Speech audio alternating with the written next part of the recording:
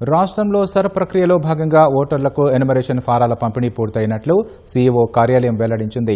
హైదరాబాద్, ఉమ్మడి రంగారెడ్డి జిల్లాతో పాటు రాష్ట్రంలోని 3,38,26,281 ఓటర్లకు ఎనుమరేషన్ ఫారాలు పంపిణీ చేసినట్లు సీఈఓ సుదర్శన్ రెడ్డి తెలిపారు. ఓటర్లు నింపిన ఫారాల డిజిటలైజేషన్ ప్రక్రియ కొనసాగుతోంది. అన్ని జిల్లాల్లో కలిపి 58.45% ఎనుమరేషన్ ఫారాలు డిజిటలైజ్ చేసినట్లు సీఈఓ పేర్కొన్నారు. ఎనుమరేషన్ ఫారాలు ఓటర్ల నుంచి తిరిగి తీసుకునే ప్రక్రియ హైదరాబాద్, ఉమ్మడి రంగారెడ్డి జిల్లాల్లో మందకొడిగా సాగుతోంది. మేడ్చల్, మల్కాజ్గిరిలో 28.41%, హైదరాబాద్లో 31.54%, రంగారెడ్డి జిల్లాలో 41.46% మాత్రమే ఎనుమరేషన్ ఫారాల డిజిటలైజేషన్ జరిగినట్లు సీఈఓ కార్యాలయం తెలిపింది.